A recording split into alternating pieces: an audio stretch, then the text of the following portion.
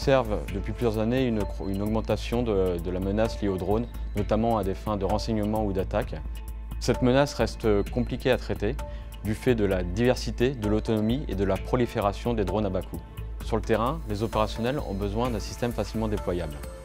Pour ce faire, le ministère des Armées s'intéresse à plusieurs technologies, et notamment aux armes à énergie dirigée. Dans cette catégorie, nous avons identifié le système LMAP de la société Silas, qui est un expert dans le domaine des lasers en France. Le système LMAP est né d'une réflexion conjointe entre Ariane Group et Silas.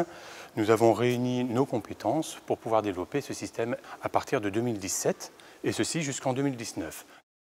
C'est avant tout une tourelle 2 axes, nécessaire pour adresser les cibles mobiles. Cette tourelle emporte avec elle un ensemble de capteurs optiques et l'arme laser en tant que telle. Cette tourelle est opérée par un seul opérateur au travers d'une interface homme-machine. Je retiendrai deux grands éléments. Le premier, la précision du tir, très important, qui permet d'atteindre le niveau de sécurité requis, et aussi un certain niveau de sécurité, parce qu'avant même de tirer, l'opérateur sait précisément là où va avoir lieu l'interaction entre le faisceau laser et la cible. Le second avantage concerne la portée, la distance.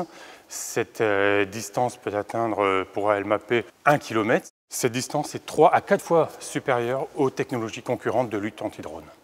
En 2020, l'agence, en accord avec Silas, a décidé de lancer le projet d'accélération de l'innovation lutte anti-drone laser pour mettre en œuvre les moyens de la Direction générale de l'armement.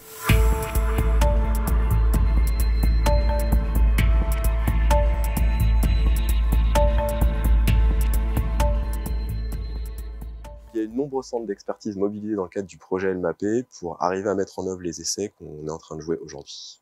Il y a eu en premier déjà maîtrise de l'information qui a su gérer en fait la partie sécuritaire et qui nous a vraiment caractérisé le système, montré toutes les limites et quelles seraient les précautions d'emploi à prendre.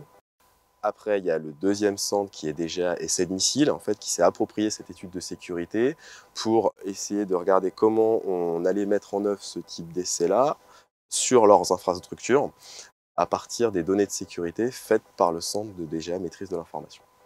La particularité vraiment de ce projet-là, ça a été de trouver les synergies entre les différents centres, les faire collaborer tous ensemble pour pouvoir justement passer toutes les barrières et les points durs pour arriver à faire des expérimentations d'une telle ampleur qui aujourd'hui sont exceptionnelles puisque c'est la première fois depuis très longtemps qu'on peut faire des essais avec des lasers de puissance pour faire de la neutralisation d'objets et là typiquement des drones.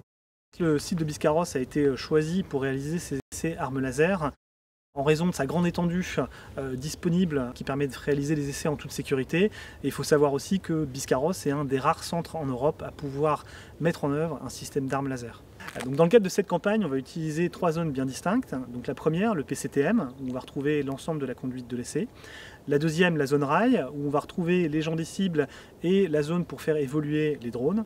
Et enfin, la troisième zone, la zone latex, où est situé le système d'armes laser et l'industriel Silas. Donc la coordination de l'essai se déroule depuis le PCTM, où on va retrouver l'officier de conduite d'essai qui va donner les ordres à l'ensemble des intervenants. Il va notamment donner les ordres pour le décollage de la cible. Top départ. Ok, reçu. Nous sommes prêts à décoller. Soit des drones quadricoptères, soit des drones ailes volantes. On a cette cible qui est en l'air, il lance une trajectoire automatique. Ok, donc là on va faire une passe de tracking. Une fois que le drone se situe dans une zone bien particulière, on va donner l'autorisation de tir à Silas. Tir autorisé. Qui lui va tenter de détruire le drone. Tir repérage. 5, 4, 3, 2, 1. Habituellement, on tire des missiles. Or là, on mettait en œuvre une arme laser avec des distances d'impact nettement plus importantes qu'un missile.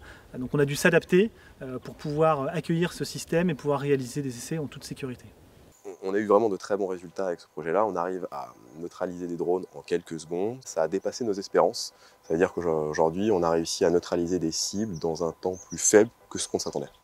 Les essais étant très prometteurs dès le début, les opérationnels, les forces, ont pu participer aux dernières phases d'expérimentation pour évaluer et appréhender cette technologie et en définir les concepts d'emploi. Au-delà de la lutte anti-drone, les résultats de notre expérimentation ouvrent de nouvelles perspectives au sein du ministère. Nous pensons par exemple intégrer le système Almapé actuellement sur trépied dans des véhicules ou sur des navires.